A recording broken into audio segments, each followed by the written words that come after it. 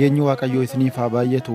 Attam jirtu daawwattoota keenya. Kun sagantaa waldaa duukaa bu'ootaatiin qophaa'ee isinii dhiyaataa jirudha.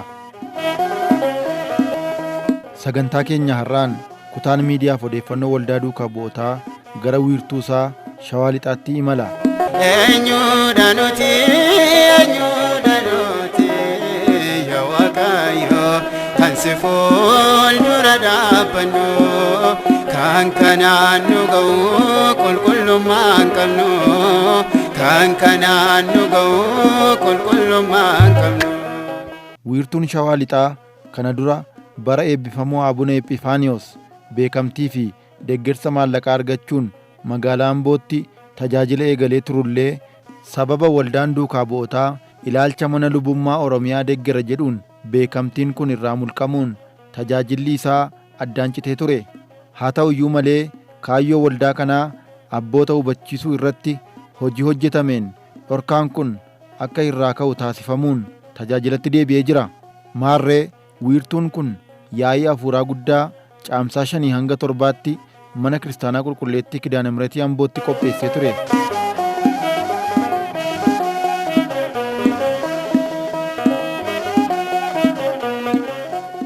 Yaa'ii kana cinattis marii paanaalii miseensota waldoolee garaagaraa irraa dhufanii fi hojjettoota caasaalee biyya lallaba Shawaa Lixaa keessa jiran hirmaachise qopheessee ture. Marichi mata duree qormaatawwan mana kiristaanaa fi tokkummaa waldaalee egeree mana kiristaanaaf jedhuun kan dhiyaatedha. Yaada ka'umsaa marichaaf ta'us hirmaatotaaf kan dhiyeessan walitti qabaa waldaa duukaa bu'ootaa wiirtuu Shawaa Lixaa kan tahan Barsiisaa Nagaasaa Daksisaati. Nutis gara magaalaa Ambootti imaluun kutaa jalqabaa qophii kanaan guutuu marii paanaalii kanaa isin biraan geenya.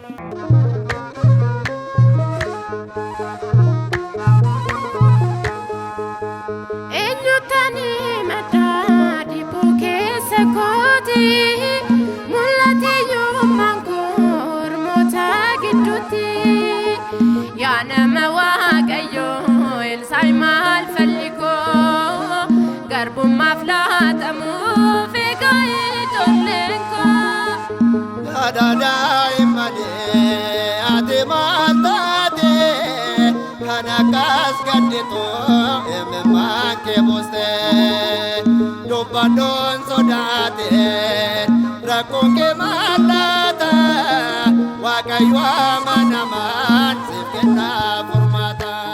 Akka ajandaatti wanti nuti qabanne qormaataawwan mana kiristaanaa fi tokkummaa waldaalee egeree mana kiristaanaatiif kan jedhu irratti ajandaa guddaa taasifannee kan waliin mari'annu ta'a jechuudha. Kanaaf qormaataawwan mana kiristaanaa fi tokkummaa waldoolee egeree mana kiristaanaatiif qormaataawwan mana kiristaanaa maali? Waldooleen immoo mana kiristaanaa qulqulleettii keessatti ijaaraman akkamiin tokko ta'u tajaajila mana kiristaanaatiif kan jedhu sanarratti yaada ijoo taasifannee kan waliin dubbannu ta'a jechuudha. Qulqullichi Phaawulosiif addunyaa jedhamee kan abbaan keenya sirriitti ammoo isaanitti himan Ibroota boqonnaa 10 lakkoofsa 25 irratti walitti qabama keenya hin dhiisu wal wajjin haa mari'annu malee jedheetu nu barsiisa jechuudha.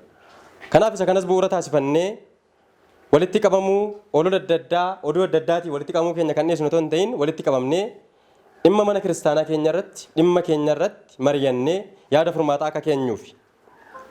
Isa kanaaf yaadoleen furmaataa kan kennu nuyi isinii namoota bakka kana jiru jechuudha. Eenyumtiyyuu bakka biraatii dhufee yaada furmaataa kennuu hin danda'u. Yaada furmaataa mana amantaa keessa jiruuf qaama mana kiristaanaa kan ta'e kan yaada furmaataa kennuu danda'ame malee qaama biraa miti jechuudha. Kanaaf akkuma waliinuu beeknu mana kiristaanaa qulqulleettii keessa yeroo adda addaatti rakkoon adda addaa tureera. Ammas rakkoon dhaabbate jechuu hin dandeenyu. Rakkoon kara tokkorraa gara lamaatti, gara lamaarraa immoo gara sadiitti babal'atee kana caala heddummatee yoo jiraate malee rakkoon furameera. Yeroo ammaa rakkoon hin jiru jennee goolabuun ulfaataadha jechuudha. Isa kanaatiif kaayyoon isaa maayinni wanti guddaan mariin kun barbaachiseef yoo jennu tokkoffaa kiristaanonni bakka jirrutti manni amantaa rakkoo akkamii keessa jirti jennee sammuu walii dadammaqsuudhaaf hedduun keenyan beekna baay'een keenya hubannoo isaan qabna warri hubannoo hin qabne immoo yoo jiraatan hubannoo sana akka sirriitti gabbifataniif jechuudha. Inni lammaffaan waliin taanee furmaata walii yookiis immoo furmaata waloo furmaata gamtaa barbaaduudhaaf. Furmaata gamtaa barbaaduudhaaf sadaffaa irratti kaayyoon isaa inni guddaan maal yoo jennee waldaaleen mana kiristaanaa keessatti dhaabbatan waldaaleen hedduun hin jiru. Waldaaleen mana kiristaanaa kun immoo bifa obbolummaatiin akka hojjetaniif tokko taanee waliin taanee mana kiristaanaatiif eegduu akka taanuuf kaayyoon isaa inni tokko isa kanaadha jechuudha. Isa kanaatiif Waaqayyoon abbaan keenya akka nuuf haa ta'u fedha isaa fi eeyyama isaa nuuf haa ta'u. Kallattiidhumaan gara marii keenyaatti gara qabxiilee keenyaatti ceena. Mana kiristaanaa yeroo garaa garaatti qormaataawwan waan hedduu dabarsiteetti yeroo ammaa kanattis qormaataawwan hedduun kallattii garaa garaatiin mudachaa jiru. Isa kanaatiif ijoolleen mana qulqulleetti mana kiristaanaa waliin mari'achuun rakkoo jiru furuun dirqama ta'ee argama jechuudha. Akka Burtuu Shawaa Lixaatti waldaan duuka bootaa eeyyama tajaajilaa erga argate ji'oota 3f kan tilmaamamu lakkoofsiseetu jira. Ji'oota 3 kana keessatti maal hojjechuu danda'a?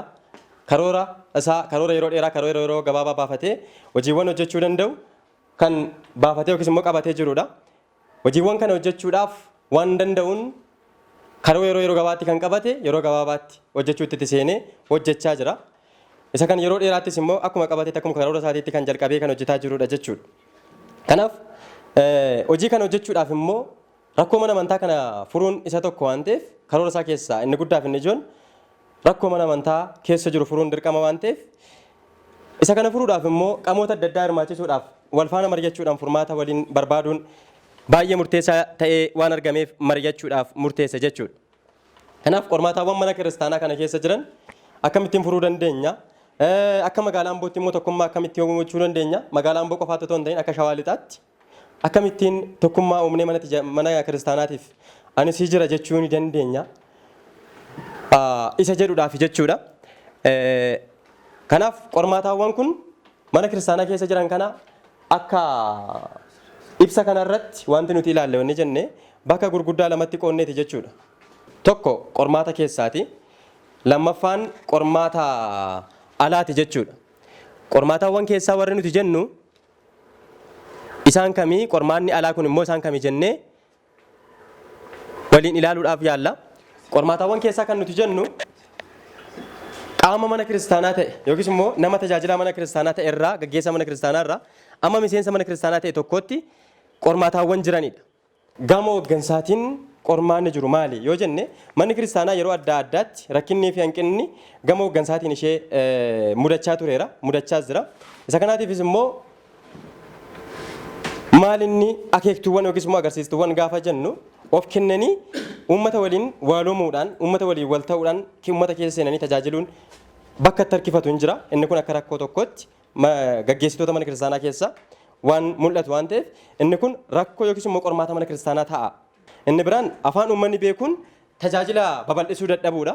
Maa inni afaan uummanni beekuun akkuma bu'uura kitaaba qulqullootiin namni tokko beekumsa guddaa yoo qabaate beekumsa guddaa qabu sana immoo afaan uummanni sun hin beekneen dhaqee uummata sana faana gaafasu namni barsiisu sunis keessummaa ta'aa fi namni sunis barsiisaa sanaaf keessummaa ta'a jechuudha. Kanaaf sagalee Waaqayyoo barate osoo hin ta'in waliif keessummaadhum ta'anii tokko keessummummaa waliin fixatee wal biraa deeman jechuudha. Kanaaf inni kun afaan uummanni beekuun tajaajiluu dhabuun qormaata isa tokkodha jechuudha. Inni kan biraan tajaajiltoota sirriitti bifa kanaan tajaajilamuu qaba. Akkasittiin afaan uummanni beekuun qooqa uummanni beekuun tajaajilamuu qaba jedhan bakka itti ofirraa dhiibuun akka itti tajaajilatti siqaniin tajaajile taasisuun baay'een isaa tureera. Inni kun karaa hooggansaatiin rakkoo mana amantaa keenyarra mudataa ture. Ammas kan qulqullaa'ee tajaajilatti gara akka uummanni sirriitti tajaajilu kan hin taasisnedha jechuudha. Inni kan biraan manni kiristaanaa caasaa ishii bal'ifattee caasaa guddaa qabdi. Caasaa addunyaadhaaf ta'u qabdi. Caasaa ishii kana immoo fayyadamtee kiristaanonni uummanni bakka jirutti sagalee Waaqayyoo bakka baratan uummata bira hin geenye bakka baay'eetti yeroo ayyaana waggaa parsantii fi wantoota gadiidhaaf qofa gara mana amantaa atbiyaa beeta kiristaanii deemutu jira. Inni kun uummanni akka harca'u uummanni akka kufu taasiseera. Inni biraan tajaajilli magaalaa fi iddoo kiristaanonni iddoo itti heddummatan iddoo itti baay'atanitti qofa daanga'uu isaati. Inni kunis qabxiiwwan karaa mana kiristaanaatiin ka'an keessaa mana kiristaanaatti rakkoo akkasii jira jedhame keessaa isaan tokko isa tokkodha. Kanaaf sagantaan marii bakka adda addaatti ni adeemsifama. Iddoo iddootti sagantaan marii jira. Sagantaa marii kanarratti garuu waldaalee mana kiristaanaa keessatti hundeeffaman hunda isaanii bifa qixa ta'ee fi bifa wal fakkaataa ta'een affeeramanii dhimma mana amantaa irratti waliin furmaata akka barbaadaniif carraan iddoo hundatti laatamu jechuudha. Inni kunis rakkoo karaa sanaan jiru jenneetu kan jedhameetu kan yaadamu. Inni biraan qormaataawwan gama tajaajiltootaatiin jiran karaa keessootiin rakkoo keessoo gaafa jennu egaa akkuma dura kaasuudhaaf yaale rakkoo kiristaana qaama mana kiristaanaa ta'e tokko keessa kan taasifamudha jenneerra qormaataawwan gama tajaajiltootaatiin jiranidha. Waltajjiiwwan adda addaa irratti bakka hedduutti abbootiin keenya barsiisonni lallabdoonni hedduun jiru mana amantaa keenya keessa. Waltajjiiwwan kana irratti garuu yeroo ammaa dhuguma kitaabni qulqulluun lallabamee barsiifamee bu'amoo cigoodhaan yookiis immoo agiboodhaan namni tokko arrabsamee gareen tokko komatamee waltajjii sanarraa bu'aa jennee yoo kan ilaallu ta'e icciitii addabaabayiiti jechuudha.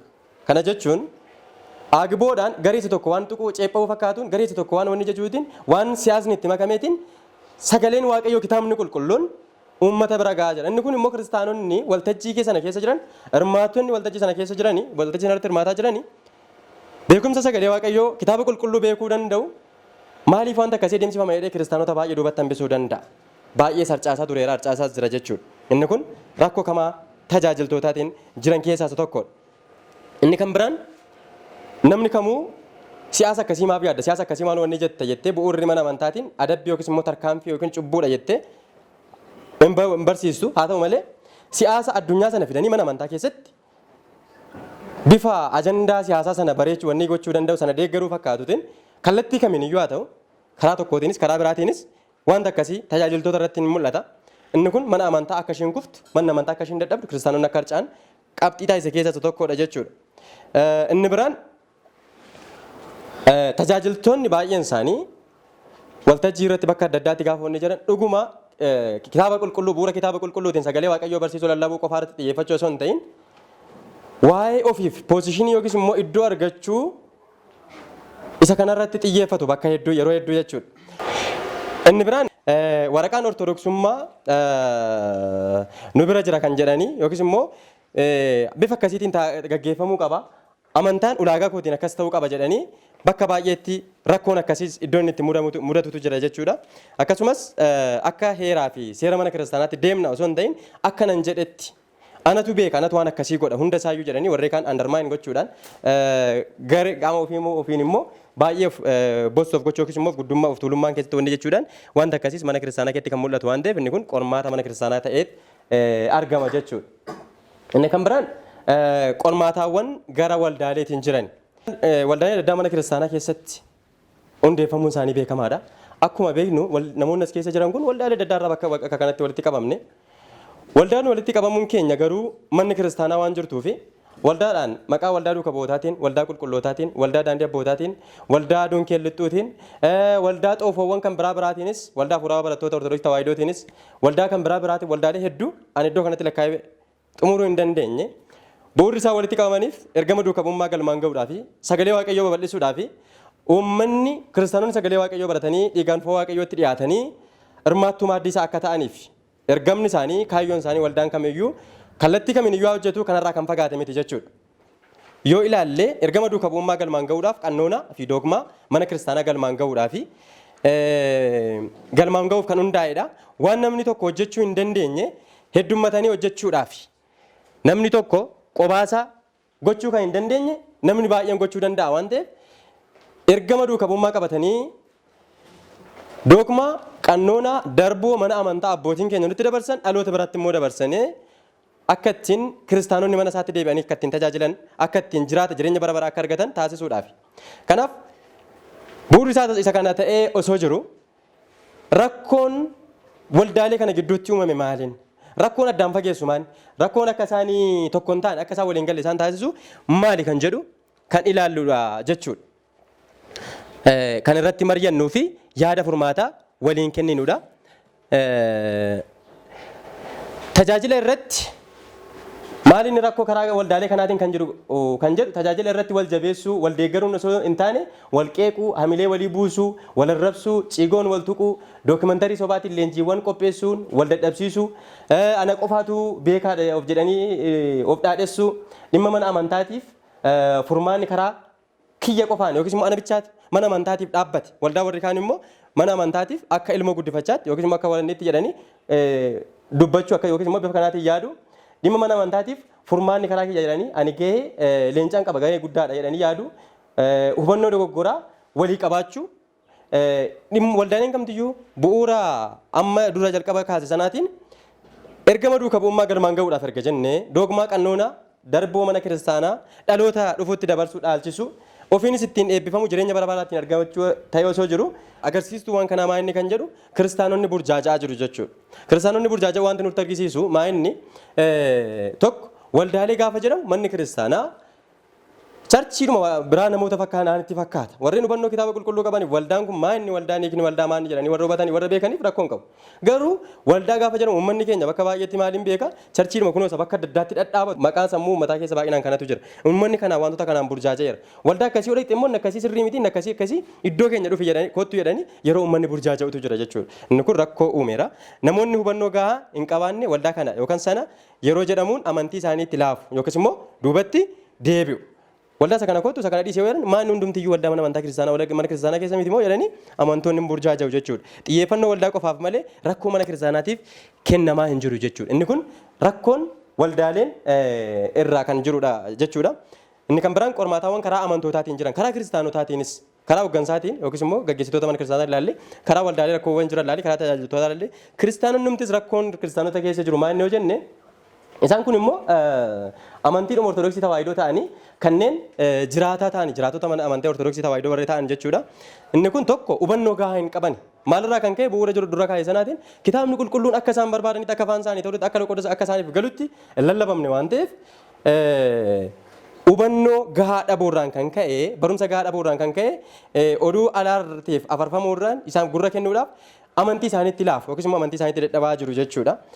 Inni kan biraan iddoo awwaalchaa qofaa mana amantaatti fayyadamu malee tajaajila mana kiristaanaa keessatti jiru dhugaan mana kiristaanaa maal tajaajilti maal fayyaddi jedhanii hubannoo hin qaban. Gaafa immoo iddoo awwaalchaa qofaaf mana kiristaanaatti gaafa kiristaanonni gaafa fayyadamanii tokkoffaa amantii warri kaan callisaniituma haaluma salphaadhaan maal gochuu danda'u laphee isaanii hatuu danda'u jechuudha. Gaaffii adda addaatiin burjaajessuudha waan adda addaa jechuun dhiyaan maal godhu amantii isaanii irraa isaan maqsuu danda'u. Inni kun rakkoo mana amantaa keessatti ta'ee jiru akka mana amantaa hin jabaanne kan ta'ee jiru keessa lallabaan inni kan lallaba uummanni garuu maabaraaf yookiis wanni gaafa iddoo awwaalchaa qofaa bakka sanatti argama taanaan inni kun rakkoo guddaadha. Akkamittiin kana gochuu dandeenya? Akkamittiin kana hambisuu dandeenya? Uummanni amantaa ortodoksii tawaahidoo tokko amantii isaatti cime amantii kooti jedhee ittiin hin jiraadha jireenya bara baraan ittiin argadha dhiigaaf foonsaa nyaadheen mootummaa waaqayyoo ittiin dhaala jedhee akkamittiin fudhatee jabaachuu danda'a kan jedhu sanarratti mari'achuun murteessaadha jechuudha. Inni kan biraan kiristaanummaa akka barteetti yookiis immoo akka aadeffannaa wayiitti malee akka amantaatti itti siqanii tajaajilamuu dhiisuun isuma maatii wal qabata.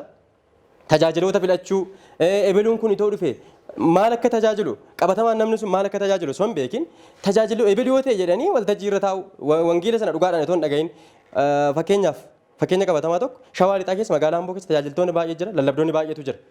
Garuu lallabdoota keessaa kana hin fayyadamne lallabna sagalee waaqayyoo barsiisna ta'u kiristaana jenne namni acceptansiin waltajjii sana irratti argamuudha wanni jedhu ebelusuma kaleessa isuma akkasitti wanni jedhu nakaan wanni dhamiti moo eessaa fidanii maal jedhanii andarmaan gochuutu jira jechuudha. Inni kun hawaasa keessatti hawaasni hubachuu qabu.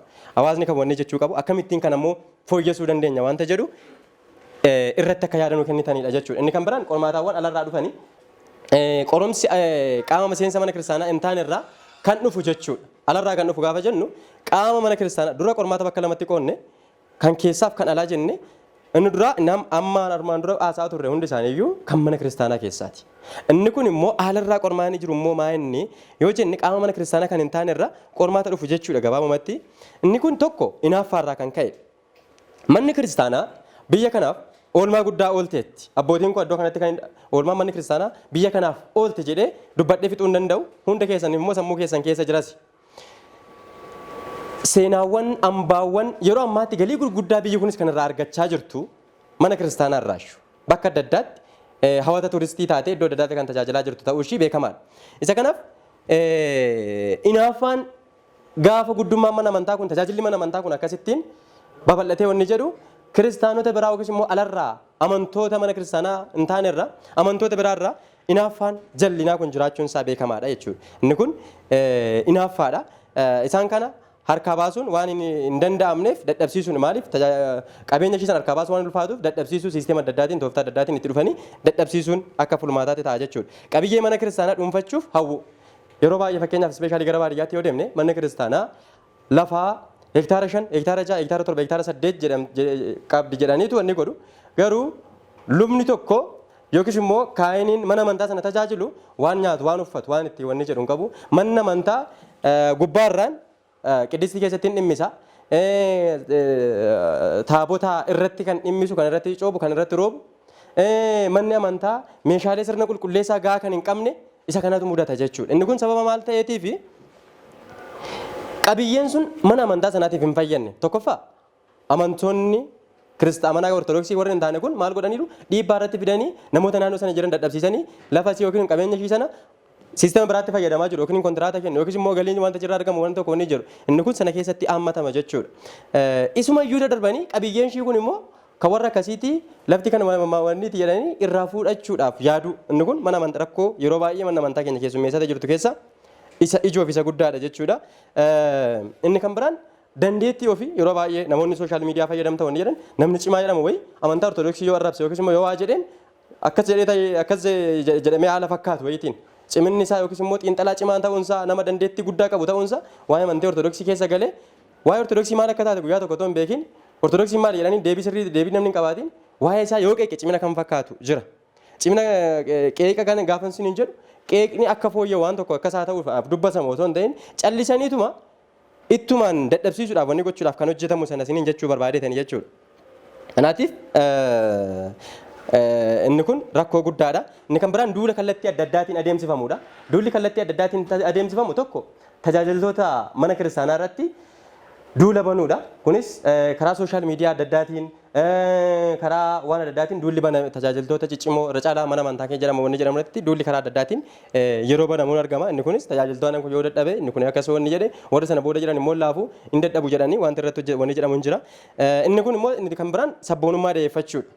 Sabboonummaa da'eeffatanii isa ortodoksii wanni jechuu barbaadu. Asirratti wanti akkas na hubattan barbaadu fiixaa lamaatu jira. Fiixee lama tokko fiixa gara sabboonummaan ortodoksii jedhee kan deemu tokkoo fi tokkos immoo sabboonummaa oromummaa jedhamee kan deemu wanni jedhamu tokkotu jira jechuudha. Inni karaa tokkoon inni karaa sabboonummaa oromummaa jedhu waraqaan oromummaa nama sana biraa kan kennamu ortodoksii yoo ta'an immoo akka waan biraatti yookiis immoo akka ergama biraa qabanitti waan akkasitti warreen dhaadhessan warreen waan akkasitti dubbatanidha. Kanaaf ati oromoo ta'uudhaaf bu'uuraan ortodoksii ta'uu akka hin qabne amantii biraa akka hordofuu qabdu warreen ka'utu jira jechuudha. Inni kun fiixa karaa tokko qabateedha. Amantii ortodoksii garee tokkoof kennu karaa biraatiin immoo warra akkasiiti amantiin ortodoksii kan warra akkasiiti kan warra kallattii akkasiiti kan warra naannoo akkasiiti malee kan warra naannoo akkasiiti jedhanii yaadu. Warri kallattii sanaan jiranis immoo warreen karaa oromoo ta'ee oromummaa keetiin ortodoksummaa kee ta'uu akka dandeessu warri karaa tokkoon sirraa mulquus hin jira. Ortodoksii ta'uudhaaf oromummaa dhiisuu qabda. Ati oromoo ta'uu dhiisuu qabda. Bileediitti hin wanni jette jedhanii warri yaadanis hin jiru. Inni kun lamaan isaayyuu balaa hamaa mana amantaa irratti rakkoo guddaa geessu qormaata guddaadha jechuudha. Kanaatiif bu'uura ortodoksummaa fi oromummaa warreen sirriitti hin beeknee fi warreen hin hubanne kun mana amantaa keessatti qormaata guddaa fidaa jiraachuu isaa inni karaa tokkoon waraqaa ortodoksummaa kan kennan karaa tokko waraqaa oromummaa kan kennan ta'uu isaaniiti jechuudha. Siyaasa da'eeffachuudhaan mana kiristaanaa irratti duulu. Siyaasa akkasii siyaasa akka wanni jedhanii gama siyaasa fakkeessanii mana amantaa irratti duuluun rakkoo guddaa uumeera. Mana amantaa ortodoksii sammaatii manneen kiristaanaa gubuu luboota tajaajiltoota irraa ari'achuu ajjeesuu inni kun gama tajaajiltoota birootiin kan irra ga'udha. Kanaafuu maalaa goonu? Fallisaan nurka jira jennee miti kan waamnes iddoo kanatti mari'anna jenneenis yeroo keessan bareeda kana aarsaa goone iddoo kana aarsaa gootanii iddoo kanatti kan argamtaniifis garuu akka furmaataatti qabxiilee furmaata ta'uu danda'an jedhaman keessaa qabxiilee muraasa qabxiilee kurnan tokko iddoo kanarratti keenyeerra. Isinirraa qabxii hedduu eegna waan baay'ee fala iddoo kanatti arganna jennees yaalla. Jalqaba irratti karaa adda addaatiin karoorri keenya adeemsi keenya siistemni ittiin galma keenya bira geenyu adda adda ta'uu danda'a. Garuu galmi keenya tokko qofaadha. Innis sagalee waaqayyoo barachuudha. Innis sagalee waaqayyootiin jiraachuudha. Namni kamtiyyuu waldaa qulqullootaatiin si cuupheera jedhee lubni nun cuumne, waldaa duuka bootaatiin cuuphamtaniitu jedhee lubni nun cuumne, waldaa fuuraa bartootaatiin cuuphamtaniitu jedhee lubni nun cuuphee hin jiru. Maqaa Abbaa Ilmaa Hafuura Qulqulluutiin bu'uura Yesuus Kiristoos deemaa barsiisaa maqaa Abbaa Ilmaa Hafuura Qulqulluutiin cuuphaa duuka bootota koo taasisaa jedhamee hin cuuphamne. Isa kanaatiif waliin taanee mana kiristaanaatiif ta'uu qabna isa jedhudha. Inni lammaffaan kiristaanummaa afaanii qofa yookaan waltajjii qofaa gochuu dhiisuun tokko ta'uudha. Tokkummaa ijaaruudha jechuudha. Inni sadaffaan waldaaleen gurmuu cimaa uumuudhaan walaadheessuu dhiisanii waliin tajaajiluu, wal jaallachuu, wal kabajuu. Inni tokko anasiin hin deemee tajaajila yoo jedhe inni kaan immoo karoora waliin baafatanii karaa kanaan deemee tajaajiluun qaba jedhanii waliin ta'uudha. Inni arfaffaan abbootiin mana kiristaanaa tokkummaa barsiisaa waldooleen mana kiristaanaa keessatti dadhaban hundumaa waliin hojjechuu. Waldaan inni kana afaan inni kun akkasi inni kun immoo gadi bu'aadha inni kun ol ka'aadha. Namni tokko lama sadii ta'ee walitti qabamee xoofoodhumaan kan ijaaramee jiru tokko abbootii bira dhaqee gaafa tajaajilaaf wanni godhu rakkoo hooggansaa yookiis immoo qaama hooggansaatiin jennee kan dura kaasne sun dhaabbachuu qaba jechuudha. Kanaaf godina irraa warreen gara sibkati irraallee xalayyaa barreessanii irraa fi akka kanatti argamanii hin jiru jedhanii abda adda waliin taaneeti kan furmaata kana gochuu dandeenyu gaggeessitoonni mana kiristaanaallee akkuma kana jechuudha. Inni biraan qooqa uummanni beekuun aadaa uummataa hamma kitaaba qulqulluu walitti hin buunetti kabajuun aadaa uummata sanaan jiraachuun kitaaba qulqulluu lallabuudha. Kitaaba qulqulluun sagalee waaqayyoo nama hundumayyuu kiristaanota hunda birayyuu akka ga'u taasisuudha. Jaaffaan abbootiin kiristaanonni amantoonni kadhannaadhaan jabaachuudha. Hundumayyuu kan dursu, hundumayyuu kan caalu, hundumayyuu kan injifachuu danda'u inni kadhannaadha waan ta'eef kadhannaadhaan cimuun isa murteessaadha jechuudha. Torbaffaa irratti ana qofaatu beeka dhiifnee namusa kiristaanummaatiin wal kabajuun kaayyoo mana kiristaanaa dursuudha.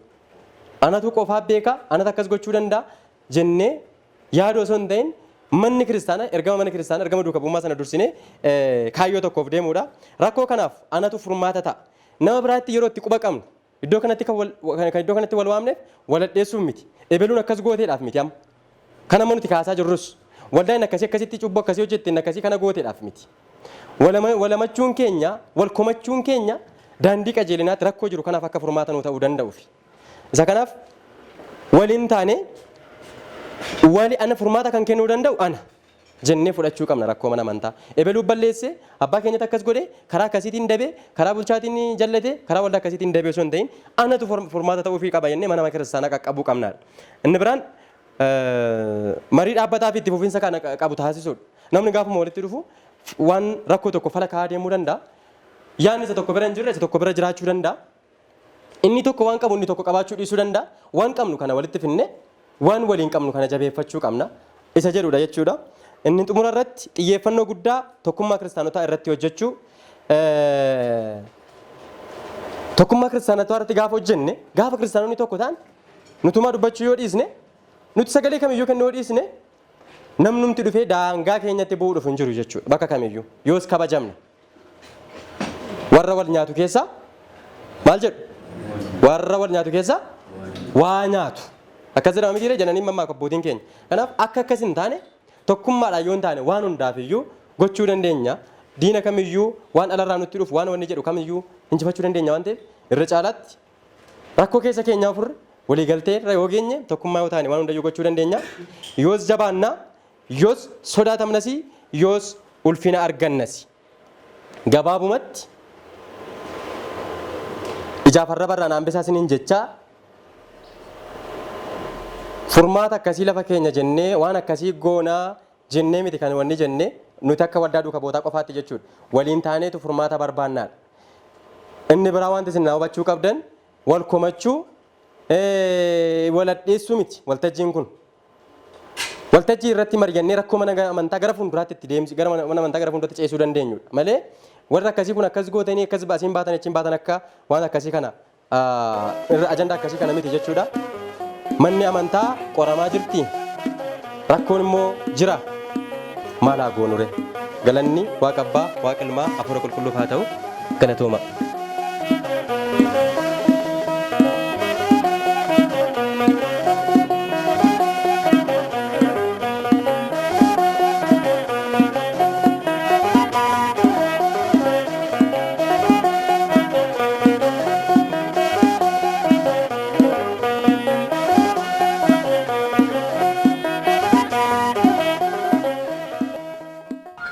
Faarfataa Amaan jedhama. Amaan Haayiluun jedhama. Dhaloonni koo as Gindabarat Kaachisii irrattidha.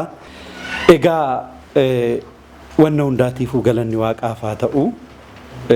Ji'oottan jahaan turan akkaataa kamitti waldaan kun akka luka lamaan dhaabbatuuf maal akka gochaa turre waldaan ijoolleen as keessa jirtan hin beektu.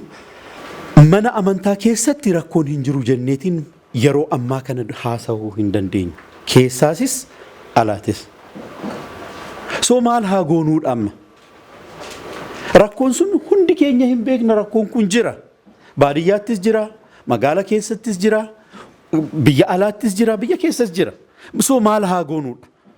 Karaa koo akka yaada kootti furmaata ta'a jedhee hanan yaadu manni amantaa har'a boru iftaan otoo hin jedhiin bakka deemtutti bakka jirtutti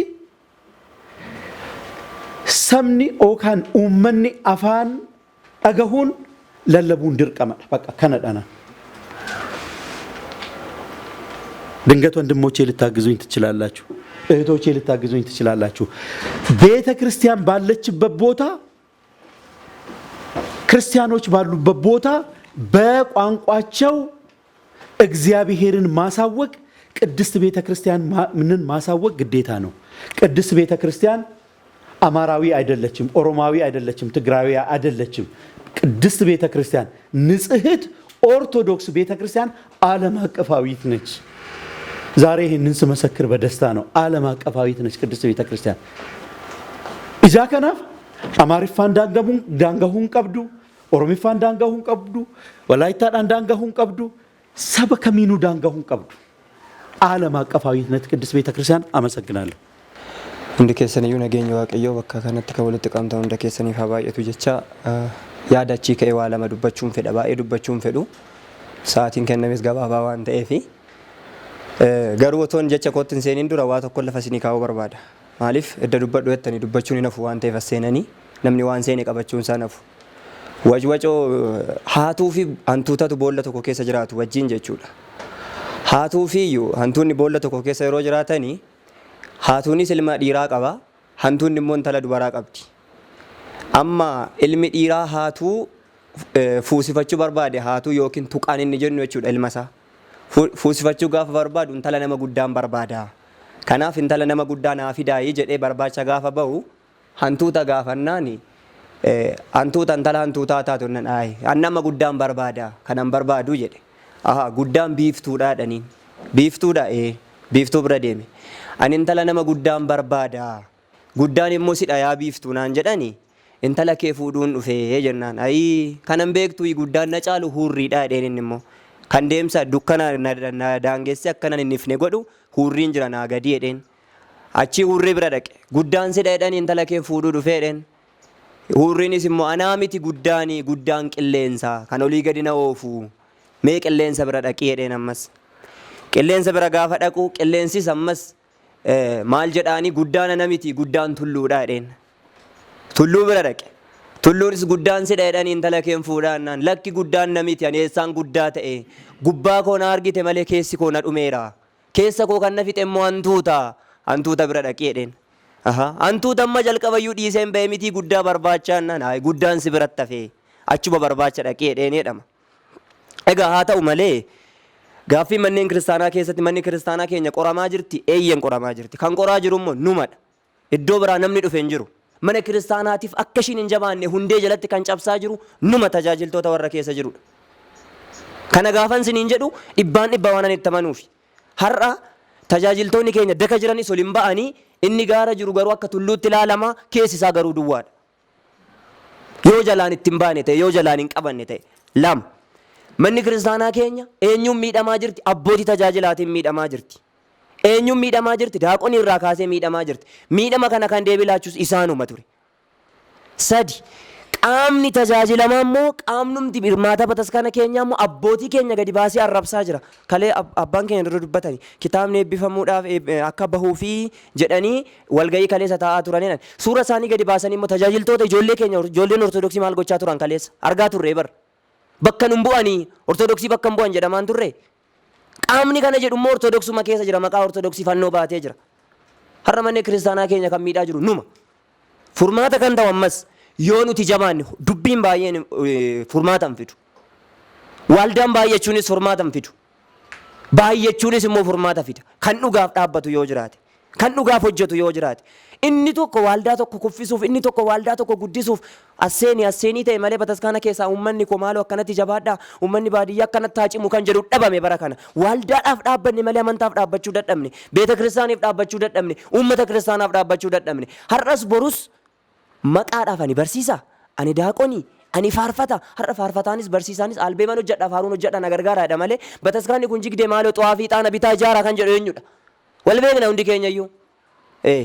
Na gargaari faaruun hojjedha albeema tokkoon hojjedhu dandeessu dadhabdu dhiisi. Bataskaanuu meeqa jigee jira? Borushii ijaarii itti deebi'i kee ittiin qaqqabda. Bataskaanni jigdee haa ijaaramtu. Bataskaanni qiddaasii tajaajila dhabde haa qaddafamtu, haa tajaajilamtu. Hundi keessanuu beektu dubbachuun fedhu waan ta'eef. Inni guddaan tajaajila honnachuu keenya immoo koonnee dhaabbannee wal ilaalla. Manuma kiristaanaa fayyisaa addunyaa bataskaana giddaa waggaa 223 lakkoofsisaa jiru itti gaafatamaa kutaa lallabaati. Asuma goromtii madaanaalamee jechuudha. Koottaa immoo laala. Kun torban lamaa boodan jalqabama ijaarsisaa. Akkamitti akka jalqabu immoo koottaa laala. Hundi keessanuu waldaan as keessa jirtanis baa baadiyyaatti. Inni iddoo biraa jirtus bayi baadiyyaatti. Taabonni Waaqayyo mana nooliin, manni kiristaanaan cufamiin. Banamtee haa ooltu. Abbootii keenya hedduu fakkeenya fudhachuu dandeenya kan laga meeqa kutanii tajaajilaa jiran deemanii sinis baa as keessaa gatii hin qabnu. Itti deebina isa kana. Barcuma tokko eeguutti kan tokko jiga. Isa biraatti booda deebina dura ofii keenya cimnee haa argamnu. Kan biraa komachuutti hin deebina. Galatooma. Galatooma hin jedhaa carraa kana naa kennuu keessaniif maqaan koo Torasaa Nugusee hin jedhama. Kanan irraa dhufe waldaa qulqulloota irraayi. Egaa yeroo qabnu keessatti waa'ee dhimma mana amantaa keenyaa mari'achuudhaaf carraa kana uumuu keessaniif isin galateeffachuun barbaada. Akka mana amantaa keenyatti mata duree pirezenteeshinii keessanii yookaan immoo barreeffama nu dhiyaate irraa eegalee waan das nama jedhudha, waan nama gammachiisudha jechuudha. Rakkoon mana amantaa keessa jiraayi, manni amantaa qoramaa jirti kun hunda keenyayyuu ifa waan ta'eef gara furmaatatti kan nuti deemuu qabnu. Manni amantaa keenya yeroo ammaa akkuma obboleessi keenya barreeffama nu dhiyeesse kaase keessais alaayis bal'inaan qoramaa jirti. Qormaanni mana amantaa keenya kun immoo gara fiixeetti yookaan immoo gara caafirratti baheeton yeroo har'aa kana dhimma jiraachuu fi jiraachuu dhiisuu mana amantaa irra geenyerra jechuudha. Dhimma jiraachuu fi jiraachuu dhiisuu mana amantaa waggaa jennu, mana amantaa waggaa jennu gamoo mana amantaa ishee kanaa miti. Gamoo mana amantaa ijaaramuu dhiisuus kan dandeessu amantoota irratti hundoofteeti. Yoo amantoonni jiraatan, yoo nuti ijoolleen ishee mana amantaa keessa jiraanne warqiidhaan ijaaruu dandeenya. Yoo nuti hin jiraanne garuu warqiidhaan ijaarree nama biraatti fayyadamaa taasisuun gatiin qabu waan ta'eef isa kanarratti hundumti keenyayyuu sirriitti itti yaaduu danda'uu qabna jechuudha. Keessattuu immoo akka naannoo Oromiyaatti namoonni tokko sabboonummaa ta'uun obboleessi keenya akkuma dura kaasesanii ortodoksii arrabsuu itti fakkaata. Waan isaan bosotan, waan isaan gadi gadhiisan nuti isaan dubbisnee sheerlaayik kan goonu yoo ta'e nutis gargaaraa jirra waan ta'eef isaan immoo deeggartoota baay'ee argatu. Kanaafuu hundumti keenyayyuu mana amantaa keenya keessatti wantoota hojjetamaa jiran, wantoota mana amantaa keenya keessatti ganamaaf galgala ta'aa jiru dammaqnee ilaaluu qabna. Yeroon amma keessa jiru yeroo itti rafnu miti. Sabboonummaa yoo ta'e, sabummaa yoo ta'e, saba kamiyyuu ta'uun mataa isaatiitti qulqullummaas miti, cubbuus miti. Namni kamiyyuu filatee saba kamiyyuu kan ta'e hin jiru. Kanaafiyyuu nuti akka amantaa keenyatti immoo amantaa keenya keessatti hojii nuti hojjennudha. Kan nu qulqulleessus kan nu xureessudhas jechuudha. Kanaafiyyuu hojii nuti asii amantaa keessatti hojjennu yeroo itti walirratti tuqaa barbaanne wal xureessuudhaaf wal duuka kaannu miti. Waldaaleen mana amantaa keessatti baay'achuun isaanii dhugummaadha yoo ta'e, tajaajilaaf yoo ta'e gaariidha. Tajaajilaaf yoo ta'e, kaayyoodhaan yoo ta'e jechuudha. Yaa ta'u malee kaayyoo keenya gadhiisnee tajaajila keenya dhiisnee dhimma mana amantaa keessa baane eenyummaan keenya, namummaan keenya, kabaja dhuunfa keenya kan biyya lafarratti haftu galmaan gaachuudhaaf yoo ta'e waldaan tokkoyyuu mana amantaa keessatti hin barbaachisu. Kanaafiyyuu maaliif hin dhaabbadhe? Kaayyoon koo maali? Galmi koo maali? Galmi kiristaana tokkichaadha. Kaayyoon keenya tokkichaadha. Mootummaa Waaqayyooti. Akka san ta'ee jirutti immoo hojii waliifirree waliin tajaajiluu qabna, wal dhaga'uu qabna. Caasa keenya isa gaara hamma dakasii jiru, hamma aanaa, hamma mana amantaa ishee takkittiitti jiru hundumaaniyyuu maal fakkaannaa? Akkamitti tajaajila walii dhageenyaayi wal dhaggeeffannaayi kan jedhu wal qorachuu qabna hundumti keenya jechuudha. Akka waldaa qulqullootattis haa ta'u akka waldaa duukaa bu'ootaatti Finfinneedhaa hanga mana amantaa ishee tokkoffaatti ishee takkittii jirtutti yookaan immoo hanga Aaxibiyaa Beeta Kiristaanitti caasa qabna. Caasan keenya sun waliin tajaajilaa jira moo wal dhiibaa jira? Kaan isaanii sabummaa fi amantaa gargar baafachuu dadhabe anatu oromummaa sii kenna jedhee kalaa sa'u jira. Oromummaa eenyus naa kennuu hin danda'u, eenyus naarraa fudhachuu hin danda'u. Kanas keessatti dhaladheera waan ta'eef yeroo kiyya wajjin deemuudhaaf hundumti keenyayyuu waan hojjechuu qabnu dhugummaadhaaf yaa hojjennu. Yoo kabajaaf ta'e, yoo aangoodhaaf ta'e dirreen siyaasaa, dirreen kabajaa addunyaa keessatti bal'aadha. Kan mana amantaatu dhiphoodha malee waan ta'eef jechuudha. Kanaafiyyuu hundumti keenyayyuu filannee kan dhumne hin tajaajilla jenneeti. An tajaajilu immoo dhugummaadhaani, dhugaan immoo amantaadha, dhugaan waaqayyoodha, dhugummaadhaan yaa tajaajilu, walaa dhageenyu, waliin yaa tajaajilu jedha galatooma. Carraa kana naa kennuu keessaniif guddaa galatoomaa isiniin jedha. Ani kanan dhufe aanaa aadaa Bargaa magaalaa Mugarirraa akka damee keenyatti itti gaafatamaa waldaa duuka bu'ootaati. Waa'ee rakkina mana amantaa yoo kaasani bakki itti nama dhukkubsu jira.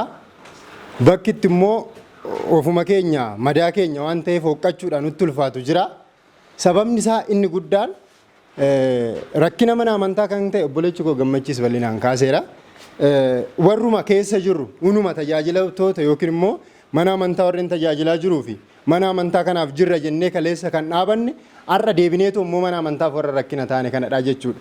Sababni isaas kaleessa mana amantaa keessa tajaajilaa kan turan har'a garuu sababoota warreen tajaajiltoota qaama olirra jiraniitiin dhiibamanii kan ba'an. Dhiibamanii ba'an immoo deebi'anii mana amantaaf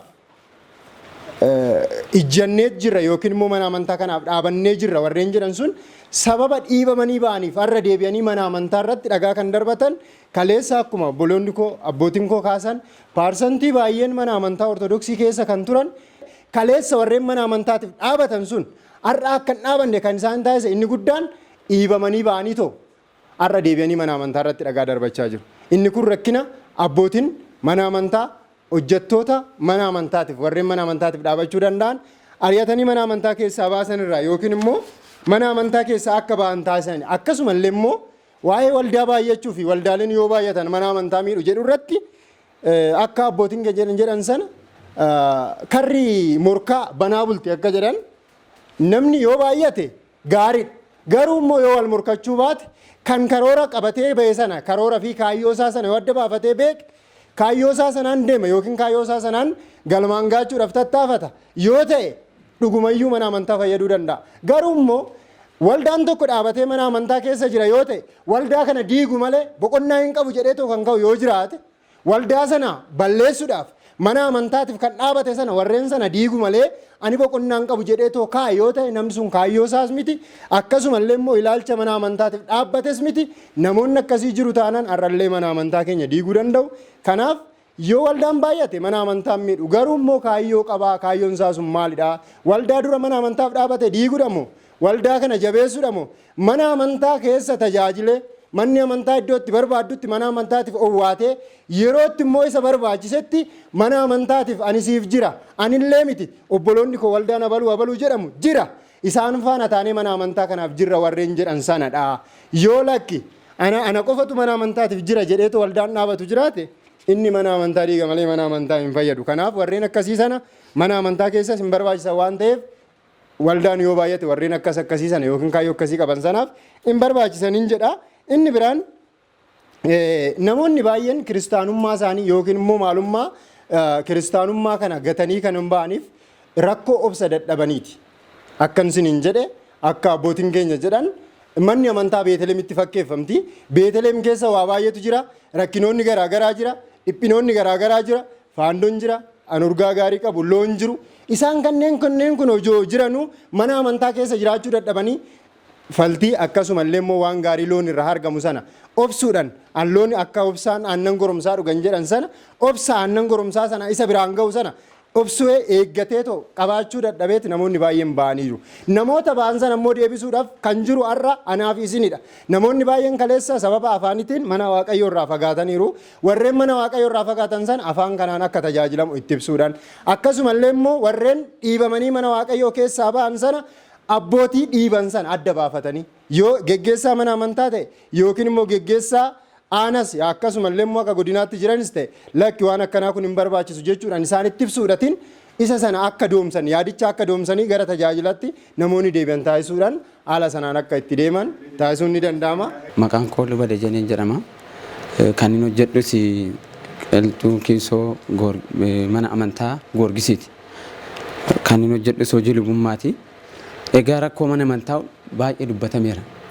Karaa manaatiinis karaa barsiisota keenyaatiinis baay'ee dubbatameera. Waaldaan inni hundaa waldaa hundaa'uu kanarratti garuu waldaa hundaa'uu bichaa miti tokkummaa qabaachuun nurra jiraata. Hawaariyaatonni duuka bu'oonni gooftaa keenya Yesuus Kiristoos mana wangeela kan addunyaa kana qaqqabsiisan tokkummaa sila qabaataniif hojii Luqaas boqonnaa 24 gara dhumaarratti amma humna argattanitti mana qulqullummaa turaa jedhe Waaqayyoon. Gooftaan keenya Yesuus Kiristoos haa ta'u gara samiitti waliin bahin dura. Isaanis immoo tokkummaadhaan jaalalaan mana qulqullummaa keessa kadhannaadhaan turan. Hunda caalamee waldaa hundeessuurayyuu kadhannaan nu barbaachisa mana amantaatti. Keessumaa bara kana bara ulfaataa kana gizeetti boonyuudha, gizeetti gara Waaqayyootti harka keenya kaafnuudha. Tokkummaa gizeetti godhannuudha. Kan biraa immoo yaadni jiru har'a mana amantaa keessallee raajonni sobduun galteeru. Fakkaatanii galaniiru. Har'a qamisii uffatanii akkuma wangeela Maatewos boqonnaa 7 lakkoofsa 15 irratti dubbata. Yayyoota raajota sobdootaa irraa of eegaa. Raajonni sobdootaa baay'een hin ka'u. Keessi isaanii buttuu yayyiiti. Garuu irri isaanii qodaa gogaa ulaaffatanii ni dhufu. Isaan irraa of eegaa akkuma nuun jedhe. Har'a mana amantaa keessa amma galanitti abbaan amma jedhanitti mana amantaa keessatti qanoonaallee miti, tuufiitillee miti. Qanoonaallee miti doogii amma cabsanitti qaqqabeera. Dhugaan isin hin jedhu. Waan nurra qaqqabeera. Kana agarsiifkati maal hojjetu? Maal hojjechaa jira yeroo ammaa kana? Asaan Amboo kana keessatti waradaan Amboo maal hojjechaa jira? Amma doogii amma camutti, amma ergamtoota irratti qalladamutti. Asii yeroo bahu bakka biraatti dhaqee shuumama. Bakka biraatti cibcabaadhaan fudhatama. Amma hojii shakkitoota mana amantaa keessatti calaqqisiisanitti. Abbaa fakkaatanii dhufanii hadha nama dogoggorsiisaa jiru. Kan biraa immoo beeta kinatitti illee maqaxaramin doogmaa mana amantaa amma cabsanitti kan ga'an hedduutu jiru. Amma qarshii mana amantaa amma saamuu qaqqaban. Amma ofii isaaniitti haatanii maataba mataa isaaniitiin barreeffatanii achi hoogganaa waan ta'aniif akka waan naannoon sun manni bulchiinsi beeta kinatii barreesseefitti dhufanii amma birrii mana amantaa irraa saamanitti kan jiran jiru. Amma baay'een isaanii kan luboota arrabsan. Daaqonaatota kana arrabsan daaqonii fakkaatanii luba amma jedhamanitti kan hojii jallinaa hojjetan baay'eetu jiru. Kana irratti har'a hojjechuun nurra jiraata. Mana amantaa keessatti har'a mana amantaa keenya namoota baay'ee kana irratti baasaa jiru. Sabaakii fakkaatu, daaqonii fakkaatu hin qaddasu yeroo achi ba'an hojiin isaan hojjetan hojii duqunnaa irraan eegamu, hojii lubummaa irraan eegamnedha. Kana irratti har'a waldaan duuka bu'ootaa jabaattanii hojjechuun isinirra jiraata. Ani gabaabumaan yaadni baay'ee waan ka'eef yaada baay'ee kaasuu hin danda'u yaatoo ka'ee baay'eedha. Gara fuulduraattis walitti adeemna. Akkasumatti illee atoo walitti dhumnee mari'annee yeroo tokko tokko baay'ee gaariidha. Carraa kana naa kennuu keessaniif guddaa galatoomaa isiniin jedha. Hundumaa dursa garuu galata dhiyeessuun barbaada dhugaa dubbachuuf taanaani. Waldaan keenya waldaa jaallatamaa waldaa duuka bu'ootaa baadiyyaan keessa jiraadhutti waldaa duuka bu'ootaa maqaa dha'u jechuun nama adabsiisaa ture. Nama adabsiisa dhugaa dubbachuuf taanaan baay'ee nama adabsiisaa ture iddoon ani jiraadhutti jechuudha. Har'a garuu waldaa duuka bu'ootaa waamicha nuuf godhee otoo hin taane akka tasaa barnootaaf biyyaa baanee dhufne aanaa noonnoo ganda Dikkoosh immoo Daabiraayil Qulqullicha Mikaa'elii naannoo yookaan immoo bakki aan itti argamu daarii dabuubitti argamna. Bakka sana fageenya irraa barnootaaf baheen dhufe akka tasaa immoo carraa kanarratti hirmaadhee hirmaachuu kootiif gammachuu guddaatu natti dhaga'ama. Jalqaba irratti galata guddaa dhugaa waldaa duuka bu'ootaa keenyaaf dhiyeessuun barbaada. Waldaa amma ammaatti mana amantaa keessatti hundaa'e keessa waldaan gadi bu'ee ganda irratti hojjete waldaa duuka bu'ootaa malee hin jiru. Baadiyyaa ani keessa jiraadhu keessatti mana amantaa keessatti namni itti tajaajilamu dhabuurraan kan ka'e manni amantaa keenya cufamtee tuuristiidhaaf bakka yookaan immoo karaa amantaa biraatti jijjiiramaa jirtutu jira. Fakkeenyaaf mana amantaa keenya keessatti baadiyyaa irratti manni amantaa qabeenya qabdu uummata hin qabne jirti. Manni amantaa uummata qabdu qabeenya hin qabne jirti. Maaliif sinii kaasee biyya keenya yookaan immoo dabrii keenya irratti Daabiraayil Qulqullicha Mikaa'elii aanaa noonnoo ganda Dikkoosh immoo argamu sana keessatti qabeenya ammanan jedhamne qabna dhugaa rabbii dubbachuuf taanaan garuu qabeenya sana dhoksaniiti qeessiidha yookaan immoo lubaa kaabbaa yookaan immoo gonfoo kabajaa qabatanii deemu fannoo gooftaa keenya Yesuus Kiristoos baatanii deemu indagana irra deemanii gabaarra hin kadhatu. Manni amantaa keenya maal qabdi isiniin jedhe qabeenya hin qabdi. Dhugaa dubbachuuf taanaan waan ittiin mana ijaartu waan ittiin gadi of dhaabdu hin namni garuu qabeenya hin qabdi. Ittiin of dhaaduudhaaf iddoo itti qabeenya sana itti fayyadamanii deemanii immoo akka irratti hin baramne kadhatanii hin jira. Isa kana irratti waaldaan duuka bootaa akkuma miidiyaan hojjetaa jiru itoo gadi bu'ee hojjete gaariidha. Obboleessi keenya iddamma faarfattoonni hedduun mana amantaa ijaaruudhaaf otoo kadhanne amma faaruu albamii baasuudhaaf kadhannu jedhee ture. Dhugaa dubbachuuf taanaan yaadni kun sirriidhas sirrii mitis. Manni amantaa osoo qabeenya qabdu qabeenya ishii namni biraa itti jalaa fayyadame jira. Manni amantaa immoo qabeenya dhabdee qabeenya kadhannee fi ijaarru hin jira. Gaafa waradaa beekta kanatti deemnee himannu afaan Oromoo dubbachuu qofaa fi barataan 68 barataan dilbataa mana amantaa sana keessaa erga ba'ee waggaa 2 lakkoofseera bara 2012. Gaafa afaan Oromootiin dubbatamu naxalaa isinirraa harkisu. Har'a garuu gaafa natti qaqqabu waan biraatu natti dhaga'ame dhugaa rabbi waan biraan argaa jira jechuudha. Afaan Oromoodhaan barsiisuu jechuun afaan biraa badu sabni biraa badu jechuu keenya miti. Kanaafiyyuu waldaa duuka bootaa baay'ee sin jaallanna. Namni hundumtuu tajaajila mana waaqayyoo keessaa akka hojii mootummaatti ilaala. Fakkeenyaaf dawliin gaafa daawwalamu firmaadhaaf ka'a malee namni tajaajila mana waaqayyoo kadhannaan taasifadha jedhee ofiisaati of amansiisee hin ka'u. Inni calqabaa manni amantaa keessi sirrateera taanaan inni waldooliin baay'ee salphaadha. Sababni isaa abbootiitu dursa ta'eef abbootii walii galaniiru taanaan waldooliin hin sirraa'u. Garuu isaa abbootii keessa jirutu waldoolii irratti ba'aa ta'eef inni calqabaa jaalaladha. Jaalalli mana amantaa keessa jira hin jiru eessattiyyuu. Tajaajila mana kiristaanaa keessa fakkeenyaaf abbootiin as keessa jirtanis ta'ee obboloonni daaqonoonni jirtan sirrittiin isa kana dhiifama naaf godhaa jechuun barbaada. Daaqonni ta'e mana amantaa keessa dhaabbatee haati kee maal siif haa taatu akkanadha jedhee kan ba'ee alatti nama arrabsu tajaajila irra otoo jiru hojii biraa kan hojjetu gaafa ba'e hojii tajaajila isaatti nama irraanfatu jira. Tajaajilaa nuti qabnu tajaajila akkanaati. Istii fagoon deemina. Ji'a tokko keessatti charchii dhaqee ganaa koorsiisa eegalee fi mana amantaa keessatti daaqoonii waggaa 30 waggaa 20 taa'ee lubummaa fudhate otoo albukkee qabdanii inni sun tajaajila mana waaqayyoo fakkaata. Sababni isaa maalidha? Achi keessatti gaafa barannu Uddaasee maaramii gaafa barattan abbootiin jirtanis obboloonni hundumti keessaniyyuu Uddaasee maaramiin giiziidha. Giiziin beeknu zim jenneetu jenna wanta kadhannu waaqa hin beeknu. Wanta nuuf kenni jennuun nutis hin beeknu. Namni soton beekin amiin jedha inni nu jala jirus. Tajaajilaan akkamittiin hojii tajaajilaa ofitti fudhatee hojjechuu danda'a. Afaaniin gaafa walitti dhufee inni kun cimeetu dhaabbata. Namni furmaan inni guddaan waldooleen baay'achuus miti. Waldooleen xiqqaachuus miti. Calqaba waldooleen dhaabbatan kaayyoo isaan godhachuu qaban afaan Oromoo barsiisuudhaaf afaan Oromoodhaan uummanni akka dhaga'uuf. Fakkeenyaaf anaaf Gondar nageessanii otoo Oromiffaan barsiiseedhaan ani hin barsiisu. Anumaafuu ishee miidha. Namni otoo illee jedhennaan jedhu illee cabacabee anaaf maal la fayyada. Inni achi akkana dhufus dursa afaan uummata kanaa aadaa isaa qabatee barsiisuudhaaf dhufeera otoo ta'ee dhuguma amantii babal'isuudhaaf deema otoo ta'e inni kun baay'ee simpili sirreessuun baay'ee salphaadha inni waldoolee.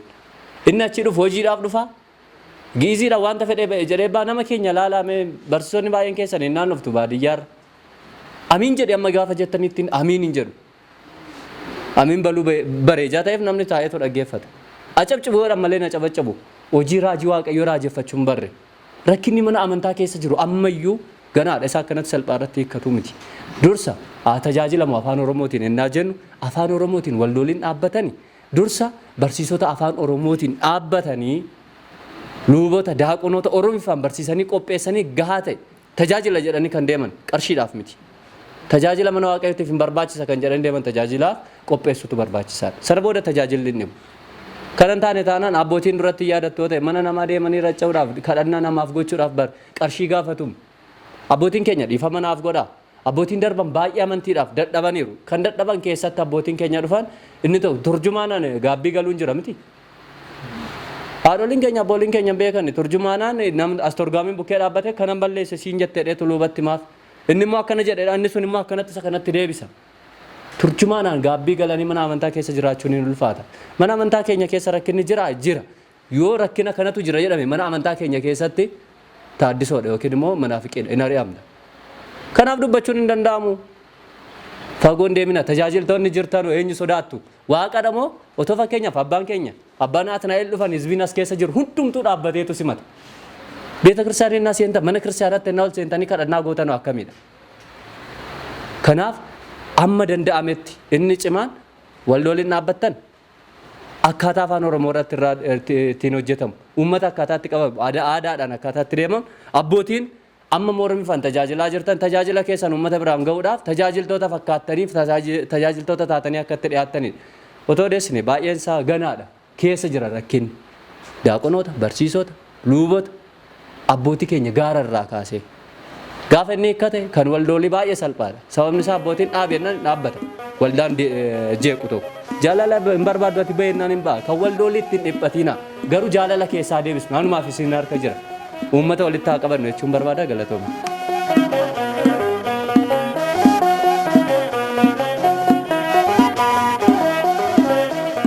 Daawwattoota keenya marii paanaalii kanarraa qormaatawwan mana kiristaanaa yeroo ammaa kana jiran maal fa'aa akka tahan hubannoo argattaniittu jennee amanna. Rakkoolee kana salphisuu keessattis isinis ga'ee isinirraa eegamu akka bahattan abdii guddaa qabna.